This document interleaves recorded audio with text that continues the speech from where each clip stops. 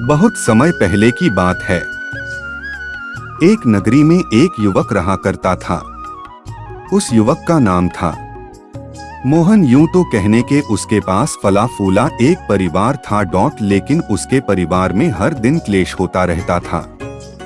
हर दिन बेवजह के झगड़े होते रहते थे, जिस कारण वह अत्यधिक परेशान था, चिंतित था। इन झगड़ों के कारण अब तरह तरह के बातें उत्पन्न होने लगे थी। वह यह सोचता कि मैं कहाँ फंस गया हूँ, मैं कैसे जगह पर रहता हूँ। इससे अच्छा तो होता कि मैं इस घर को छोड़कर ही चला जाता। ये कैसी बेकार की दुनिया है। यहाँ एक दूसरे की बात सुनना तो दूर, कोई किसी को समझना तक नहीं चाहता। बस अपनी ही बातें लोगों से मनवाने में लगे रहते हैं। मेरा तो यहाँ एक पल भी रहने को मन नहीं करता। लेकिन मैं क्या करूं? कहाँ जाऊं? किससे मत मांगू? उसे कुछ भी समझ में नहीं आ रहा था। तभी उसे एक दिन किसी व्यक्ति ने आत्मज्ञान के बारे में बताया। उसे यह पता चला कि आत्मज्ञान के प्राप्ति के बाद जीवन शांत हो जाता है, मन में शांति उत्पन्न होती है, जिससे जीवन शांति से सुख से आगे की ओर बढ़ता चला जाता है। जब मोहन को ये सारी बातें पता चली तो मोहन ने आत्मज्ञान के बारे में पूरी जानकारी लेने की ठान ली और वह घर से निकल पड़ा। जब वह घर से निकला तो उसके मन में हजारों सवाल थे कि आत्मज्ञान कैसे मिलता है, आखिर इसे मैं कैसे प्राप्त करूंगा, और ये आत्मज्ञान हर जगह पर क्यों नहीं प्राप्त होता। रास्ते में उसे एक साधु नजर आए। जब उस साधु से मोहन ने पूछा कि महाराज, ये आत्मज्ञान क्या है और इसे मैं कैसे प्राप्त करूं? इसके जवाब में उन साधु ने मोहन से कहा, बेटा, ये बहुत कड़ी मेहनत के बाद मिलता है। इसके लिए तुम्हें कुंडली जागरूकता करनी पड़ेगी और ये इतना आसान नहीं है। इसके लिए तप करना पड़ता है, हजारों वर्षों तक तपस्या करनी पड़ती है। जो भी मोहन से मिलता वह उससे यही सारे बातें बताया करता। मोहन को सारी बातें तो समझ में आ गई थी, लेकिन उसे एक बात जो उसके दिमाग में खटक रही थी, आखिर इस छोटी सी जीवन में हजारों वर्षों की तपस्या कैसे की जाए, जहां मुश्किल से कोई व्यक्ति 60 से 70 साल तक जीवित रह सकता है। ऐसे में कोई हजारों वर्षों तक तपस्या कोई कैसे कर सकता है? जिन ज्ञानियों ने, जिन साधुओं ने उसे इसके बारे में बताया था, उन्हें भी इस सवाल का जवाब नहीं पता था। उनमें से कईयों ने मोहन को यह भी कहा कि ये आत्मज्ञान किसी आम मनुष्य के लिए नहीं है, ये तो उन दिव्य मनुष्यों के लिए है जो उसके लिए बने हैं। इसे तो वह दिव्य पुरुष ही पा सकते हैं। उसे जब ये सारी जानकारी प्राप्त हो गई तो उसे लगने लगा कि ये अब मेरे बस का नहीं है, यह बहुत कठिन है और इसे प्राप्त करना लगभग नामुमकिन है। जिस कारण वह अब वापस अपने घर की ओर लौटने लगा। वह काफी निराश हो चुका था। उसे अपने जीवन का सुधारने का एक सुनहरा मौका मिला था, लेकिन वह भी उसके हाथ से चला जा रहा था। उसे कुछ समझ नहीं आ रहा था। वह निराश होकर एक बगीचे में जा बैठा। उस बगीचे में एक गुलाब का पौधा था, जिस पर कई सारे गुलाब खिले हुए थे। उसे देखकर मोहन ने कहा, जिंदगी भी ऐसे खूबसूरत दिखती है, लेकिन यह कांटों से भरी हुई है, दुखों से भरी हुई है, परेशानियों से भरी हुई है। यहाँ कोई किसी का साथ नहीं देता। लोग तो यहाँ आपस में झगड़े करने में व्यस्त हैं, दूसरों को नीचा दिखाने में व्यस्त हैं, एक दूसरे को तकलीफ देने में व्यस्त हैं। वे कभी भी अपने जीवन में शांति नहीं चाहते। वह यह सोच ही रहा था कि तभी पीछे से एक आवाज आई कि जिंदगी कितनी खूबसूरत है, जैसे ये गुलाब का फूल इतने कांटों के बीच भी मुस्कुरा रहा है, खिल रहा है, अपनी खूबसूरती बिखेर रहा है। हे ईश्वर तेरा धन्यवाद, ऐसे कांटों के बीच भी इतना खूबसूरत जिंदगी पनप सकती है। हे प्रभु आपका धन्यवाद। जैसे ही मोहन ने ये सारी बातें सुनी, उसने तुरंत पीछे मुड़कर देखा कि पीछे एक बौद्ध भिक्षु खड़े हैं। उन्हें देखकर मोहन कहता है कि महाराज आप कौन हैं और आप कहां से आए हैं? इस पर वह बौद्ध भिक्षु मोहन से कहते हैं, बेटा मैं पास के आश्रम में रहता हूं, जहां मैं अपने शिष्यों के आत्मज्ञान के शिक्षा प्राप्त करता हूं। यह सुनकर मोहन खुशी से झूम उठा और उसने उन बौद्ध भिक्षु से कहा कि महाराज क्या आप मुझे भी आत्मज्ञान का शिक्षा दे सकते हैं?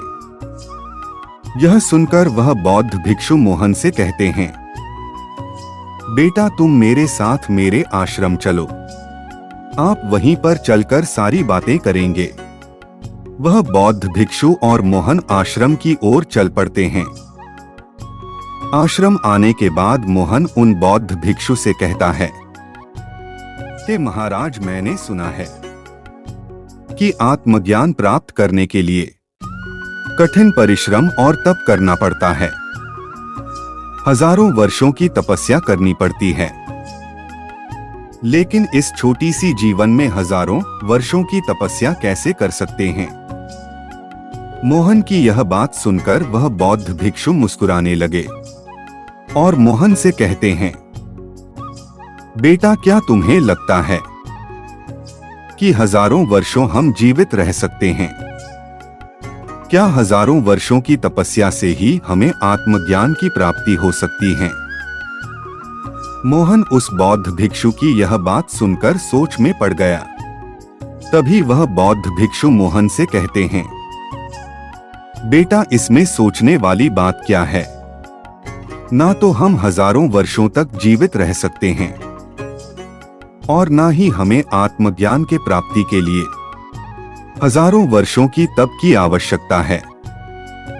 उन बौद्ध भिक्षु की यह बात सुनकर मोहन बहुत पसंद हो जाता है और बौद्ध भिक्षु से कहता है कि महाराज मैं अपने सांसारिक जीवन से ऊब चुका हूँ, तंग आ चुका हूँ।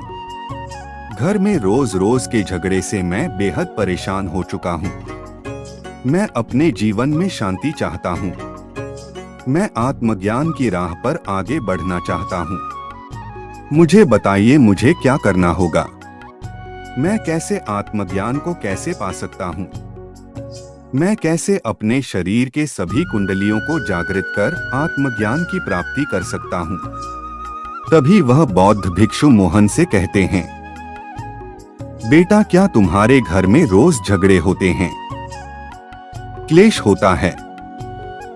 इसका जवाब देते हुए मोहन बौद्ध भिक्षु से कहता है, हाँ महाराज मैं इससे तंग आ चुका हूँ, ऊब चुका हूँ, जिस कारण मैंने अपना घर छोड़ दिया है और मैं यहाँ आत्मज्ञान के प्राप्ति के लिए इधर उधर भटक रहा था कि तभी आप मुझे मिले।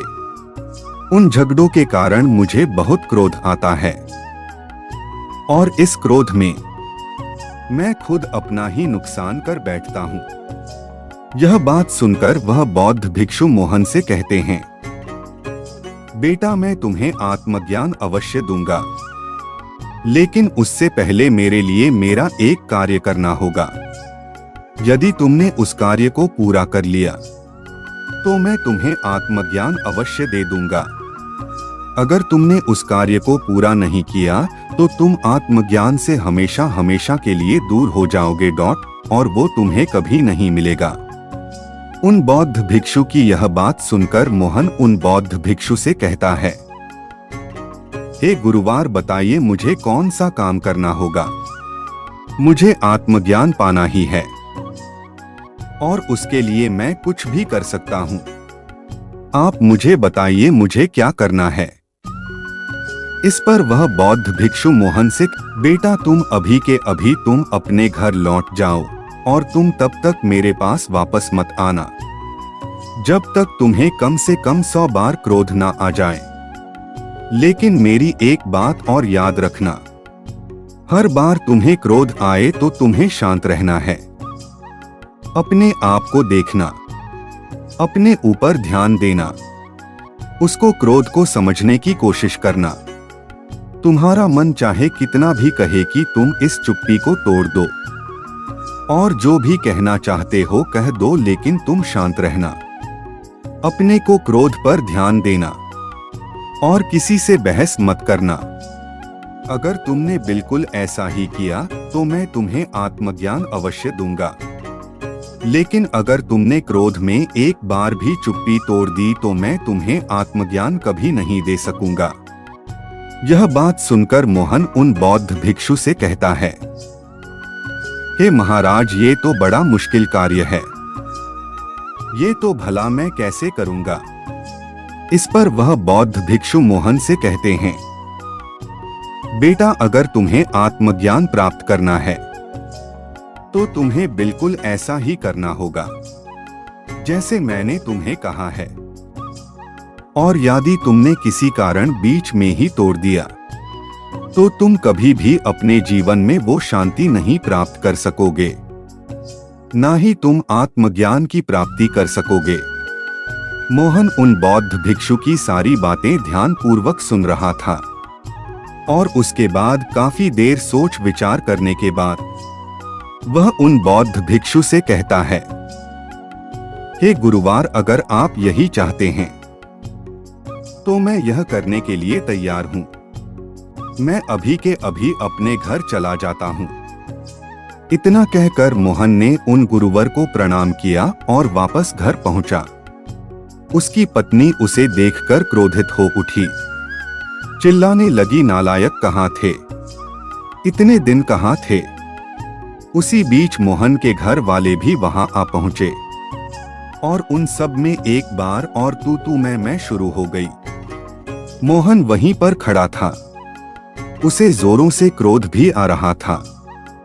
लेकिन तभी उसे वह गुरुवर की बात याद आ गई कि जब तुम्हें क्रोध आए तो तुम्हें अपने ऊपर ध्यान देना है, अपने क्रोध पर ध्यान देना है। जिस कारण वह खड़ा यह सब कुछ देखता रहा।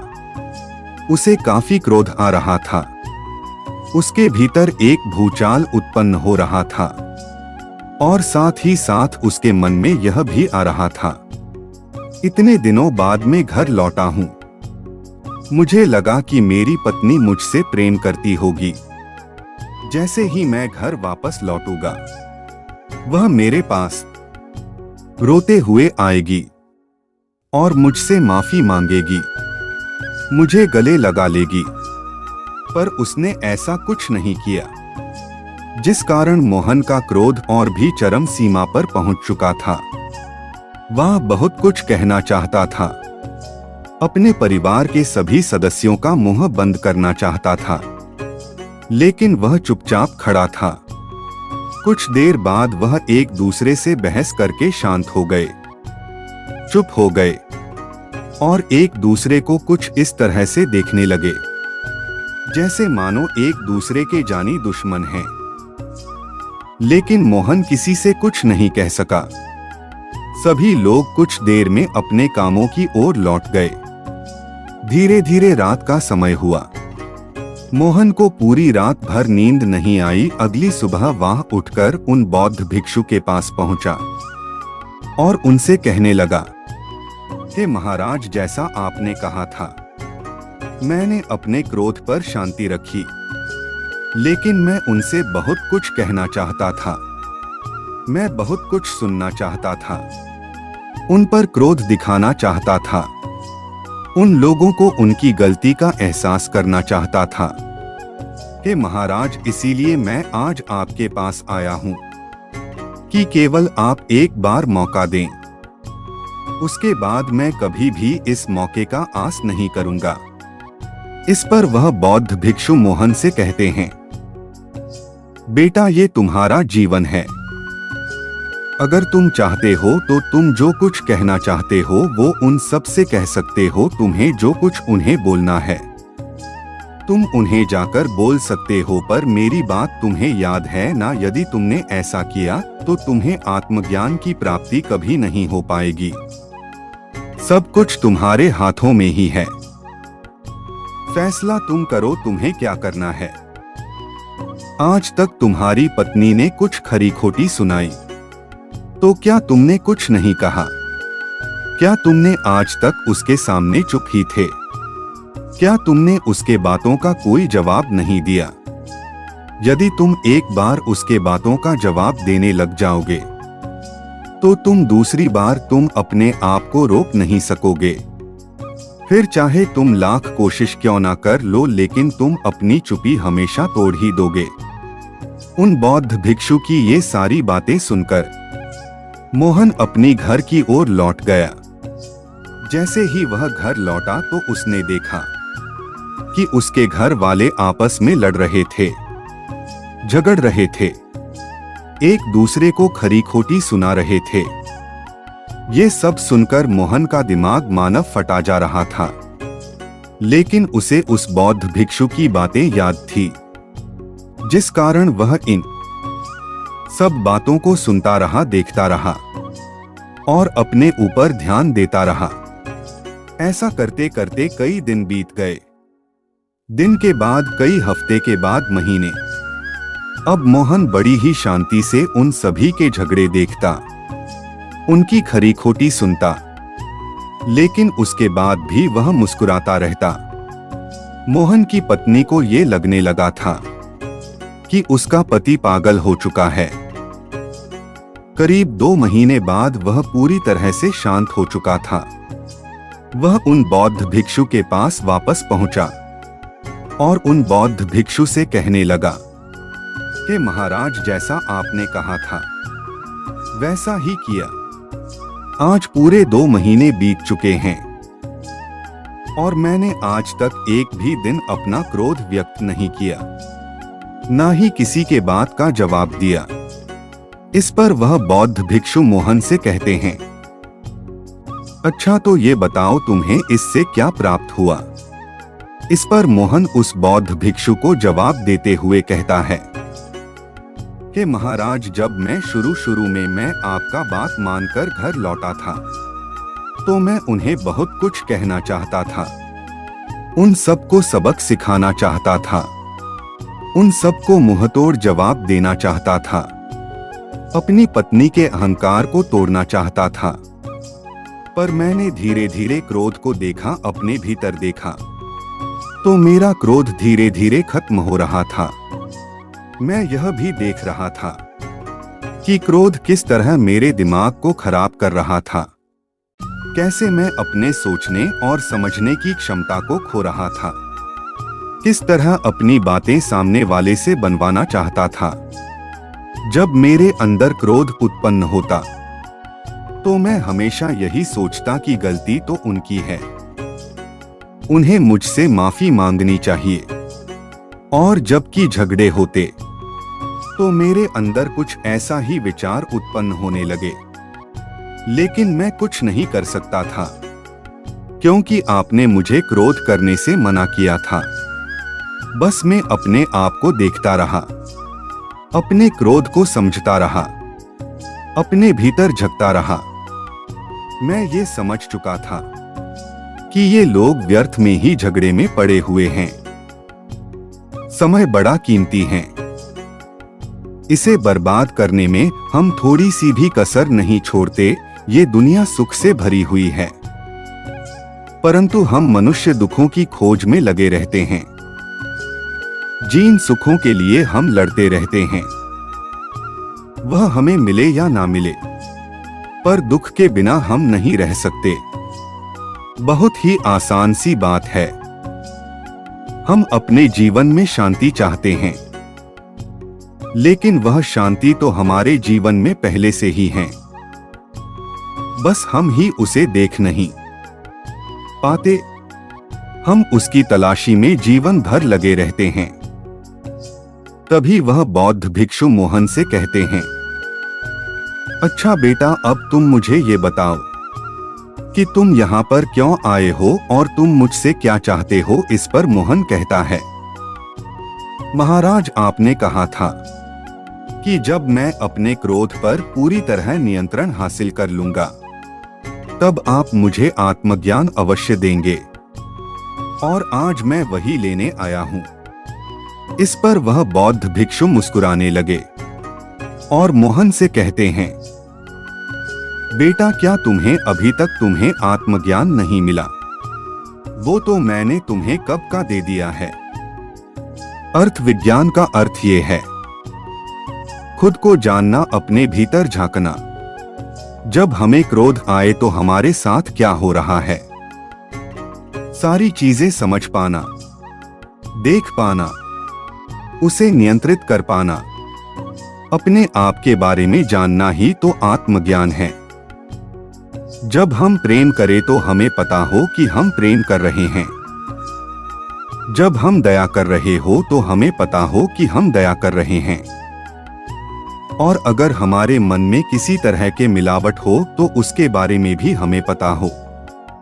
जब हम अपने आप को धोखा दे रहे हो तो हमें पता हो कि हम अपने आप को धोखा दे रहे हैं। यही सब तो आत्मज्ञान है। ये सुन मोहन उन बौद्ध भिक्षु से कहता है कि महाराज, क्या ये ज्ञान कोई भी प्राप्त कर सकता है? इस पर वह बौद्ध भिक्षु मुस्कुराने लगे और मोहन से कहते हैं, हाँ बेटा, आत्मज्ञान हर कोई प्राप्त कर सकता है, लेकिन इसे कोई प्राप्त करना ही नहीं चाहता।